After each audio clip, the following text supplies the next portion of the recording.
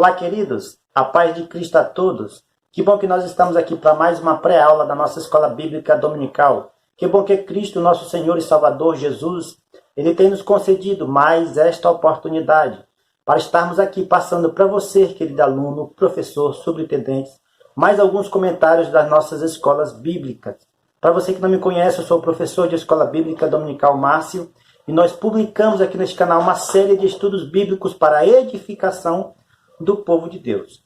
Nesta oportunidade, nós publicaremos aqui a lição número 9 da classe de juvenis, que tem como tema Abacuque, as queixas de um profeta. Como sempre estou falando aqui para vocês, que estamos estudando tudo sobre os profetas menores, a qual as Sagradas Escrituras nos falam, que são 12 profetas, e esses profetas profetizaram em seu tempo, e juntos aqui neste estudo estamos extraindo lições, aprendizado com esses profetas para os dias de hoje. Que mensagem esses profetas nos traz de aprendizado para os dias atuais? É isso que nós veremos aqui.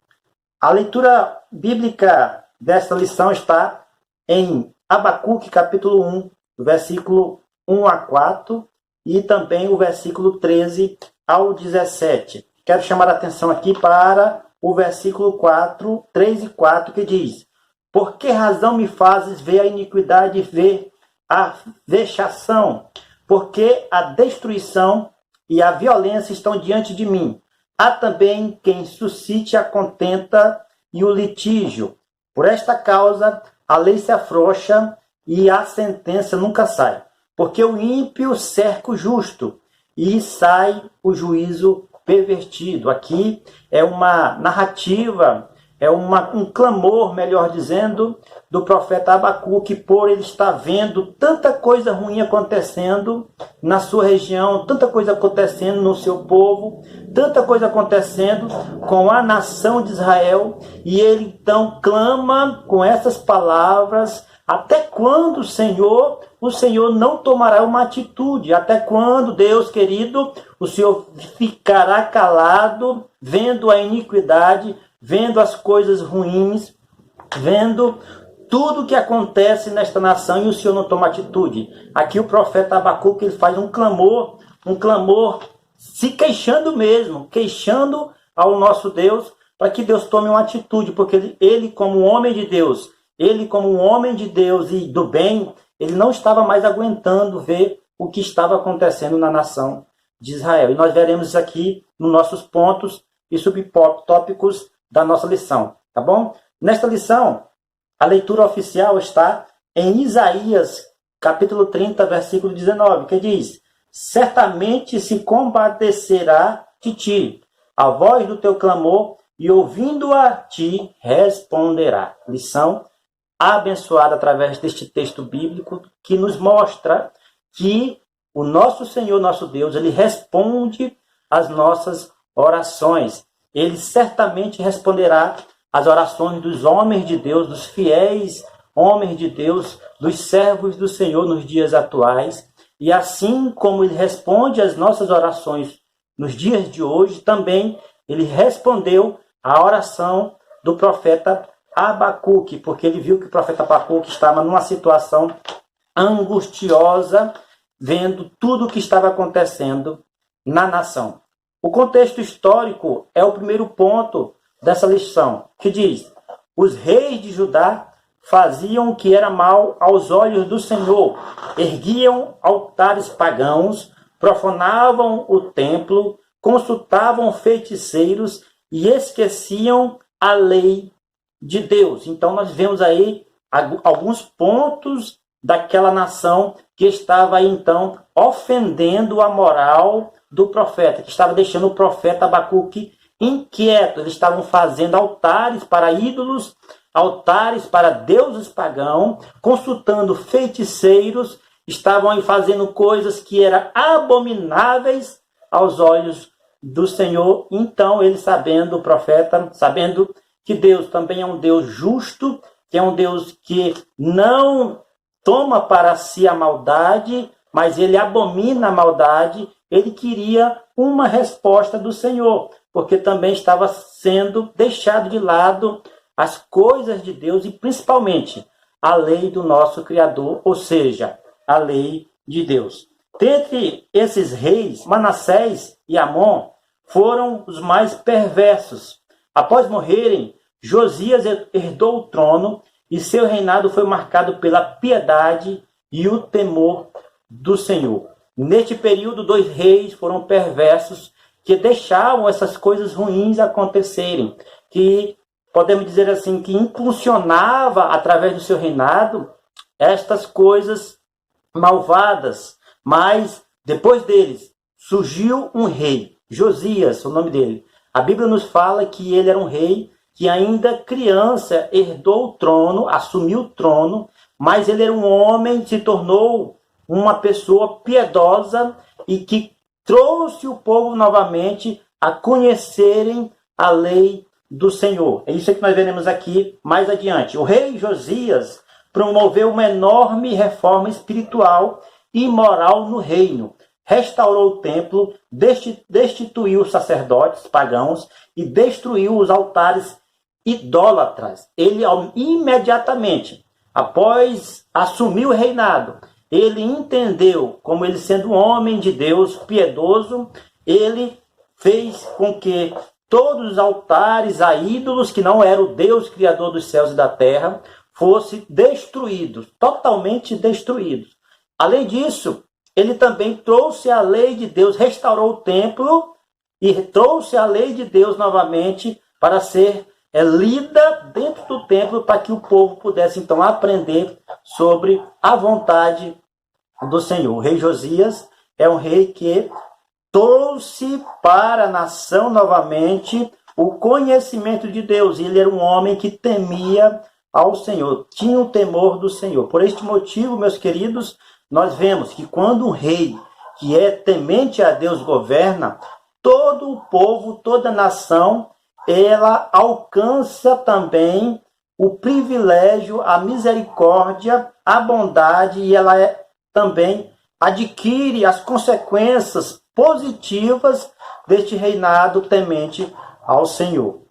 Quando o sacerdote Uquias encontrou o livro da lei, o escrivão Safã leu-o para o rei. Mais tarde, Josias leu o livro para o povo e estimulou a nação que fizesse uma aliança com o Senhor. Ou seja, ele estimulou o povo para que se arrependesse dos seus erros, se arrependesse dos seus pecados, colocasse de lado tudo aquilo que abominava a Deus e se voltasse novamente para a lei de Deus, aprendendo diariamente o que o Senhor queria falar com ele. Hoje, nos nossos dias, não é diferente.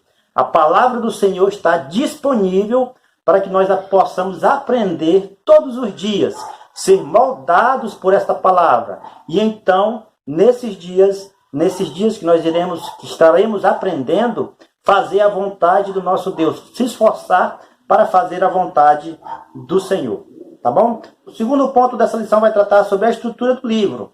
A profecia de Abacuque está dividida em 5 temas, embora o livro tenha apenas 3 capítulos. 3 capítulos tem só o livro de Abacuque. O primeiro vai falar sobre a primeira divisão vai falar sobre as queixas de Abacuque, que é do capítulo 1, versículo 1 até o 4, que diz: o profeta estava cercado de problemas morais e espirituais na nação. Embora ele tivesse a tarefa de levar a mensagem de Deus ao povo, Abacuque também fez o caminho oposto, levando a situação do povo de Deus.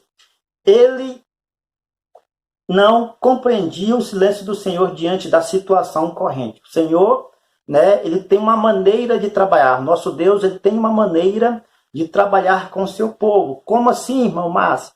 Através do silêncio também Deus responde. Através do silêncio também Deus trabalha. Abacuque estava clamando ao Senhor para que o Senhor tomasse uma atitude, fizesse uma ação para acabar com o que estava acontecendo de mal dentro da nação. Mas o nosso Deus se manteve em silêncio, e esse silêncio estava deixando o profeta inquieto, estava deixando o profeta em uma situação em que ele estava angustiado, esperando a justiça de Deus, esperando com a ansiosidade que Deus pudesse agir com a sua justiça, mas Deus tem maneiras de trabalhar, Deus tem maneira de agir. As queixas do profeta, nós podemos então fazer igual a ele, nos queixar a Deus. O que nós não podemos é murmurar diante do Senhor, murmurar daquilo que o Senhor tem nos dado, achar que tudo que o Senhor tem feito em nossas vidas é pouco. A ingratidão deixa o nosso Deus triste. Quando nós adoramos a Ele, quando nós louvamos a Ele e quando nós somos agradecidos por tudo que Ele fez, nós então recebemos o favor de Deus, porque Deus nos abençoará grandemente. Nós podemos então sim pedir as coisas. O nosso Senhor Jesus disse: pedir e dar-se-vos-á. Nós podemos pedir a justiça de Deus, nós podemos pedir que Deus haja e intervenha em uma nação, em uma pessoa. Nós podemos então interceder para que Deus possa agir com a sua graça em favor de uma pessoa para o bem. O que nós não podemos é murmurar. Então, nessa primeira divisão vai falar sobre as queixas do profeta Abacuque. A segunda divisão do livro vai falar sobre a resposta de Deus e a réplica do profeta, que está em capítulo 1, do versículo 5 até o 17. A resposta de Deus não era a que o profeta esperava. Deus declarou seu juízo a Judá através do ataque dos caldeus, ou seja, Deus usou novamente mais uma nação para poder oprimir a nação de Israel, oprimir a nação, e para que eles pudessem então sentir o peso de Deus mais uma vez. Ou seja, nós sabemos que na história teve alguns cativeiros que a nação sofreu, que a nação de Israel sofreu. Tanto a nação de Israel como também a nação de Judá. Eles sofreram alguns cativeiros, e esses cativeiros também foram permissão de Deus para que Deus pudesse ensinar uma lição, dar uma lição em Israel, para que eles pudessem então se voltar novamente ao Deus Criador dos céus e da terra. Os caldeus eram um povo bárbaro, cruéis, não tinha piedade, matavam, faziam as piores atrocidades, torturas, arrancavam crianças da barriga das mães, decapitavam pessoas, queimavam pessoas, torturavam. Eram momentos de violências terríveis. E este povo sofreu para que então pudesse aprender mais uma vez. Abacuque abre um debate com o Senhor, pois não assimilou a ideia de que um Deus justo, santo e puro permitisse que uma nação mais injusta que Judá a subjugasse. O profeta Abacuque então abre esse debate com Deus. Ele conversa com o Senhor. O Senhor abre o seu coração, diz para ele os planos para a nação de Judá. E então Abacuque, ele, conhecendo os caldeus, ele não admite, ele pergunta para Deus: não, Deus, como é que isso pode acontecer? Uma nação mais terrível, uma nação ímpia, uma nação que não tinha nenhum vestígio com o Deus Criador de Israel, dos céus e da terra, uma nação que era tão perversa. Ele não queria que essa nação subjugasse o reino de Judá. Mas Deus usa meios diversos para levar seus filhos ao entendimento de sua vontade. É isso que nós temos que entender. A nossa vontade nem sempre está alinhada com a vontade de Deus. Deus trabalha de várias maneiras e às vezes nós não compreendemos, mas a palavra de Deus nos diz que todas as coisas cooperam para o bem daqueles que amam a Deus. Às vezes as coisas acontecem para nos moldar, para nos capacitar, para nos provar, para lá na frente nós sermos aprovados por Deus e então recebermos a nossa vitória. Meus queridos irmãos, alunos, professores, não existe vitória sem luta. Não existe vitória sem peleja. Não existe vitória sem perseverança. Por isso que é importante nós aprendermos com o Senhor. Nem sempre o Senhor age de maneira que aos nossos olhos pareçam ser bom, mas nós temos que aprender que, sendo da vontade de Deus, nós temos que respeitar. A terceira divisão deste livro é a espera da resposta de Deus, que está a partir do capítulo 2, e versículo de 1 até o versículo 6. Abacuque estava angustiado em suas queixas, mas em nenhum momento abandonou a esperança de ter uma resposta de Deus. E isso que nós temos que ter. Confiar no nosso Senhor 100%, sabendo que as nossas orações estão sendo ouvidas por Deus, mas nem sempre Deus dá a resposta imediata. Nem sempre Deus age de maneira imediata. Nem sempre Deus faz com que as coisas aconteçam de maneira imediata, porque o nosso Deus tem maneiras de trabalhar e Ele ouve as nossas orações, mas a resposta vem somente após Ele decidir, o nosso Deus decidir que dará a resposta, e nós temos que aprender a esperar. E o profeta Abacuque, ele não perdeu essa esperança, em nenhum momento ele perdeu essa esperança, sabendo que Deus agiria em seu favor. Sua persistência nos inspira a confiar na resposta do Senhor, pois certamente ela vem. Deus deu uma visão ao profeta e ordenou que escrevesse em grandes placas, feitas de barro, metal ou pedra. Isso para que até os que passassem correndo pudessem ler e tal mensagem fosse registrada para a posteridade. Então Deus usou um meio para que o profeta fizesse, escrevesse a sua mensagem, a mensagem de Deus.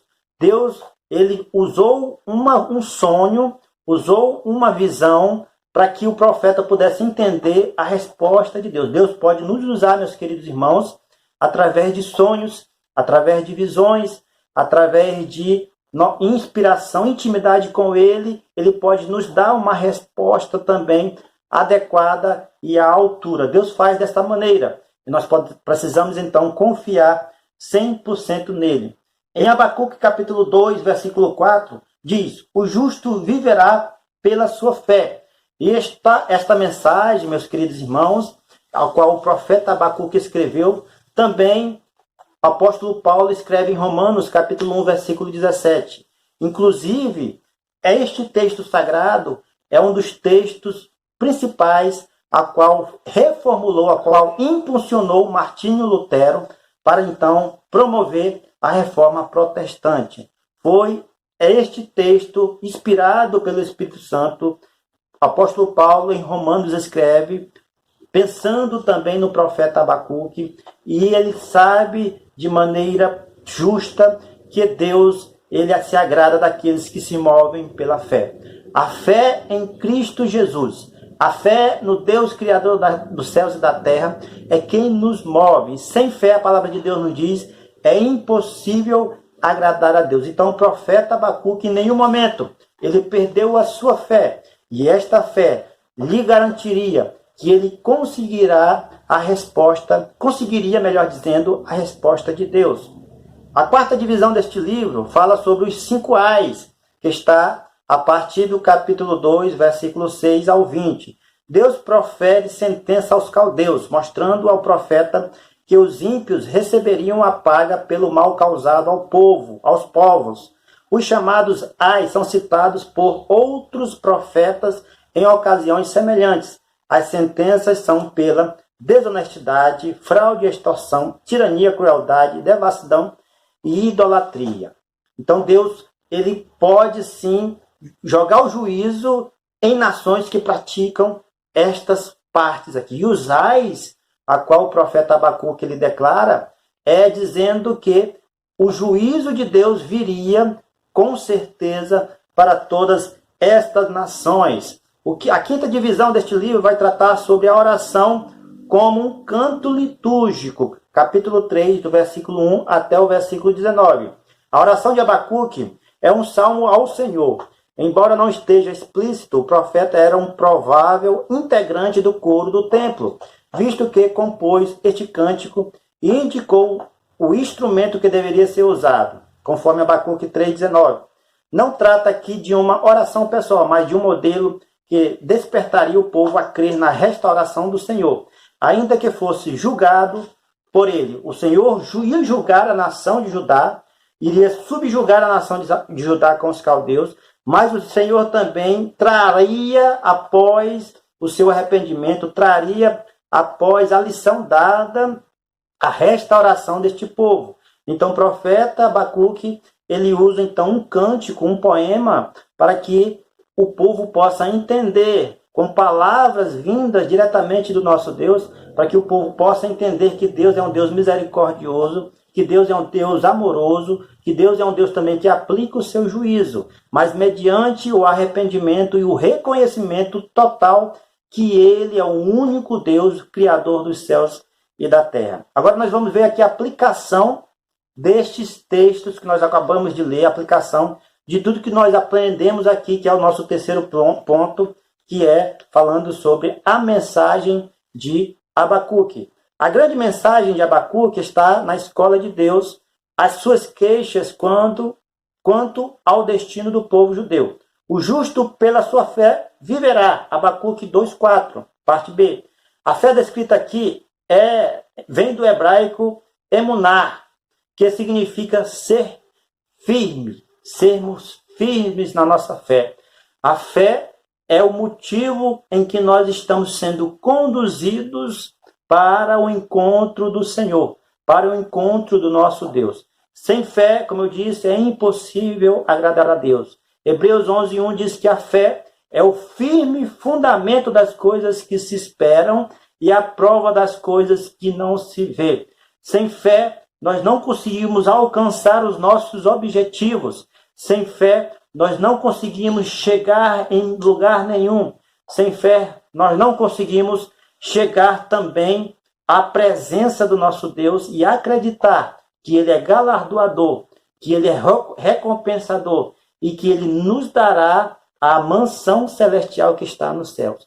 É a nossa fé, é que nos motiva. Esta é a mensagem do profeta Abacuque, que ele é um homem, embora vendo toda a maldade, vendo a demora da resposta de Deus, ele não perdeu a esperança e ele se manteve firme na sua fé. Onde está a sua fé, meu querido aluno, meu querido professor? Onde está a nossa fé? Devemos, então, fortalecê-las todos os dias, lendo a palavra do Senhor, estando em oração, falando com Ele, esperando a sua resposta, fazendo aí jejuns em períodos em que nós estivermos aí talvez mais fracos, ou até mesmo para nos fortalecer ainda mais. É importante nós agirmos de maneira poderosa com a nossa fé, para que juntos possamos vencer para todos sempre, tá bom? Eu espero que você tenha gostado dessa videoaula, né? Pequenos, rápidos comentários aqui. A próxima aula nós estudaremos sobre o próximo profeta, o profeta menor, que será o profeta Sofonias, né? Obrigado pela sua presença, pela sua participação, pela sua companhia, e fiquem todos na paz e até a próxima aula, se Jesus nos permitir.